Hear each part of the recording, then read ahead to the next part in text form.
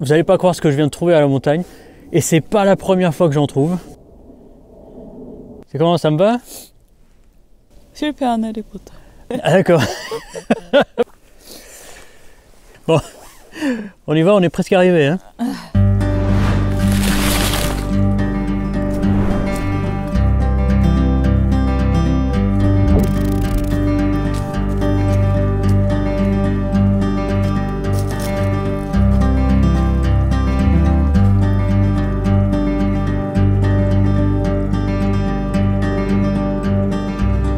Chers amis de la nature et de la photo, j'ai un projet à vous raconter. Et donc il faut que je m'installe. Bonjour, bonjour. On fait quoi? On prend la photo. Quelle photo? Photo de nous. Cette semaine, c'est un peu spécial. On va fêter les 1 an de la chaîne DIVR. DIVR. Voilà. Et donc, je suis venu à un endroit que seuls les fans hardcore reconnaîtront, c'est-à-dire l'endroit à la fin de la toute première vidéo. Sauf qu'à la fin de la toute première vidéo, c'était l'été et avec mon ami, on s'est baigné dans le bassin derrière nous. Et maintenant, il fait genre 1 degré. Oui. Je vais donc profiter de notre photoshoot mensuel, 1 pour vous expliquer quel est ce projet, et de 2 pour vous donner un conseil ultra important, c'est d'avoir des projets au long terme. Mais d'abord, on prend nos photos et je vous retrouverai à la maison pour vous parler de ce concept de projet au long terme. On travaille? Oui. Oui. Oui. Alors pendant qu'Emine se change, je vais vous expliquer quel est notre projet. Parce que c'est notre projet. J'arrête. Ouais, t'as compris? Hein? Elle a compris. Nous nous sommes mariés il y a à peu près 4 ans et demi et on s'était promis qu'on prendrait une photo de nous tous les mois après notre mariage, habillés comme le jour de notre mariage, jusqu'à la fin de notre vie. Tous les mois, les photos ont un thème qui ont à voir avec ce qu'on a fait ce mois-là.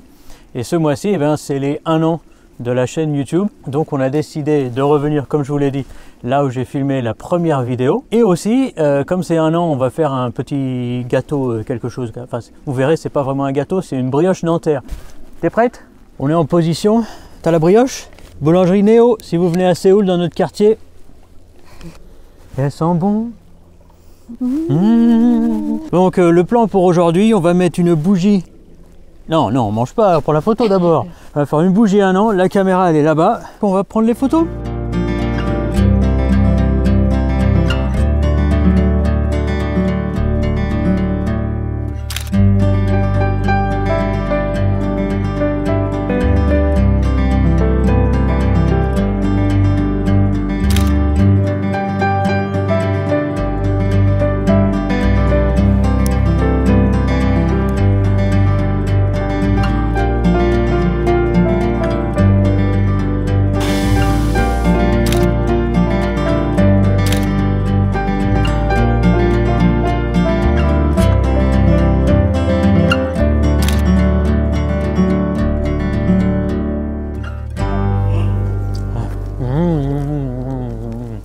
Bon, c'est fini.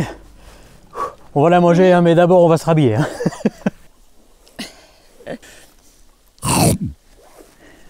C'est la seule récompense après le froid. Bon, moi je mangeais qu'une main alors. Hein. C'est froid. Ah, oui, c'est froid.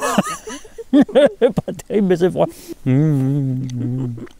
Joyeux anniversaire, brioche nanterre. Si elle était chaude, elle serait meilleure. Je vous retrouve à la maison pour vous parler de l'importance de faire des projets au long terme dans votre vie de photographe. Et tant qu'on y est, n'oubliez pas de liker la vidéo, de vous abonner, de la partager et de me commenter, même coin, c'est bien, ça marche très bien pour les algorithmes.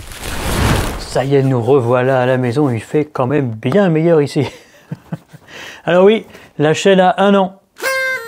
Et pour fêter ces 1 an, je voulais vous parler d'un contenu un peu plus particulier, un peu moins technique, un peu plus artistique. Le sujet dont je voulais vous parler aujourd'hui est une possible solution lorsque vous vous trouvez un peu dans une impasse artistique. Petit disclaimer, tout ce que je vais dire là je le tiens de mon expérience personnelle ou après avoir parlé à quelques autres photographes. Et d'ailleurs, dites-moi dans les commentaires si vous avez une expérience plus ou moins similaire ou, encore plus intéressant, si vous avez une expérience complètement différente. Lorsque j'ai commencé la photo, et c'est peut-être pareil pour vous, je prenais tout en photo. Je ne savais pas ce que j'aimais faire, tout était intéressant, tout était nouveau, et la plupart de ce que je prenais en photo, c'était une grosse déception. Plus tard, je suis arrivé à un niveau un peu plus intermédiaire.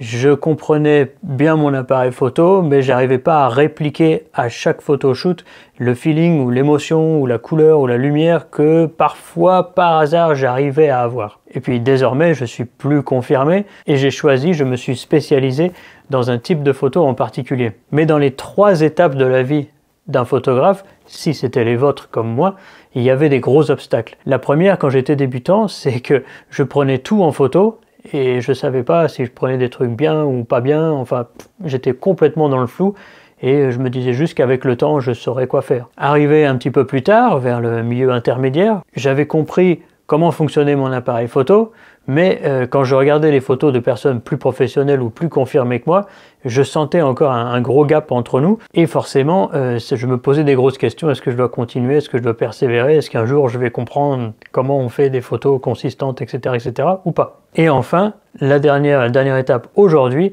et c'est une étape, si vous vous trouvez là, vous le savez, quel que soit votre type de photographie, on arrive à une espèce de saturation, on arrive à un moment où on a l'impression d'avoir fait le tour de notre sujet et de prendre toujours la même chose. Eh bien, dans ces 3 moments-là, j'ai peut-être une solution pour vous. Faites des projets de longue durée.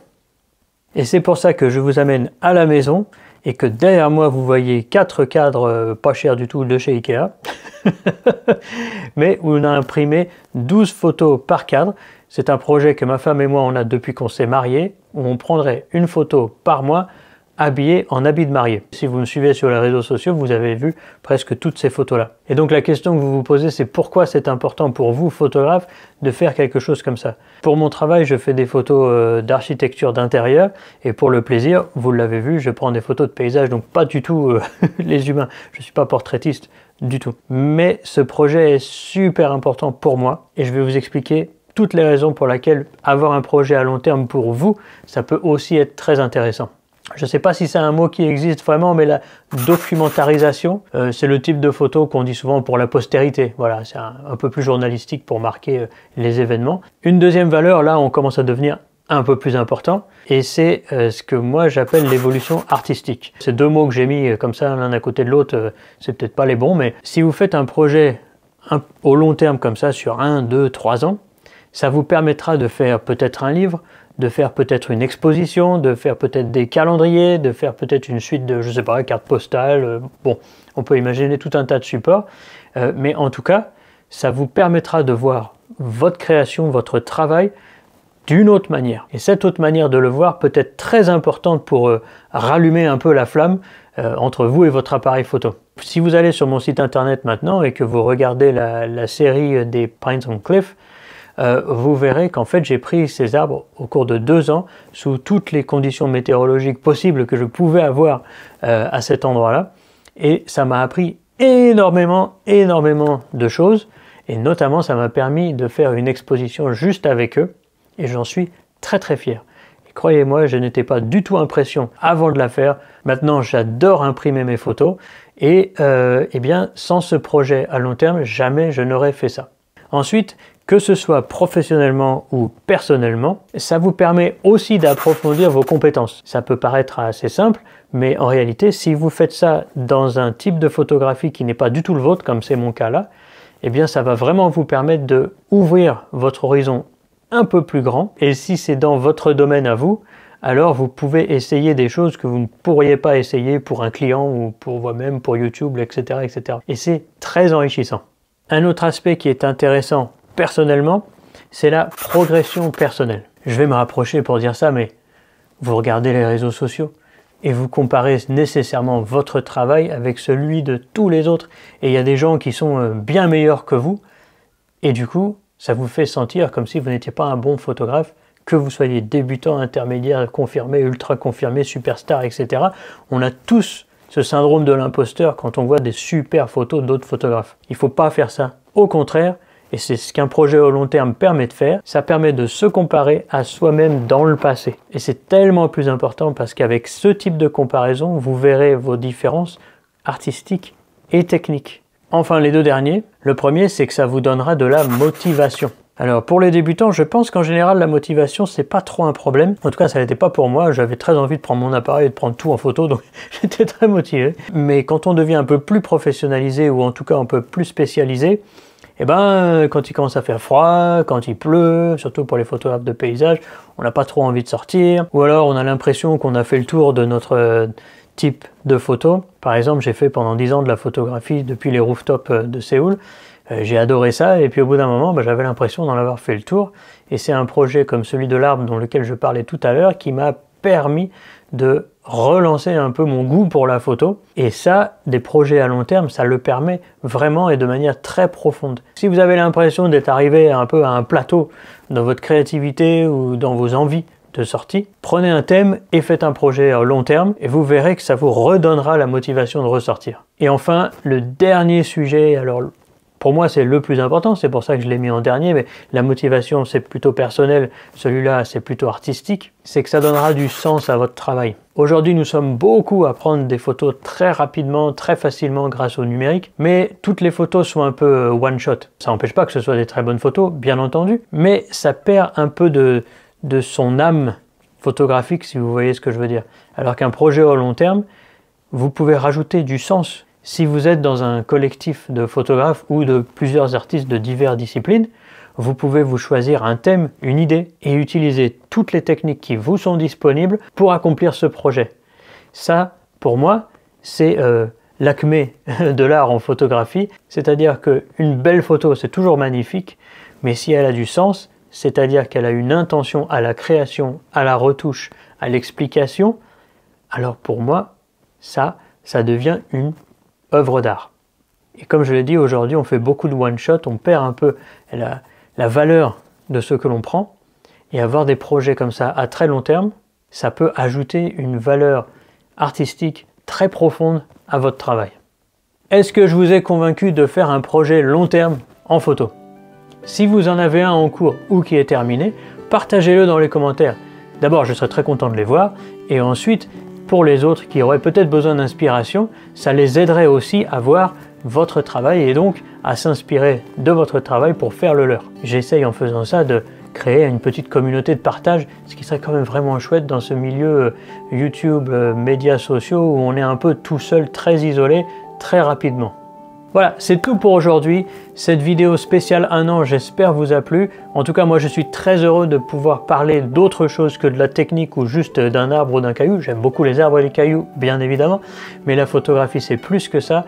Donc ça m'a fait très plaisir de pouvoir m'asseoir devant la caméra et de juste tourner. Je pense que je vais avoir beaucoup de montage à faire. Donc j'espère que ça vous a plu. Si oui, comme d'habitude, laissez-moi un like, abonnez-vous, partagez la vidéo. Je vous invite à laisser des commentaires. Allez-y, parce que vous le savez. Mais je t'ai rien demandé. Voilà, j'enregistre avec... Mais je t'ai rien demandé, Siri, Bon, je vous disais que comme vous le savez, je compte sur vous pour faire grossir cette chaîne pour que j'ai encore beaucoup d'images à vous raconter.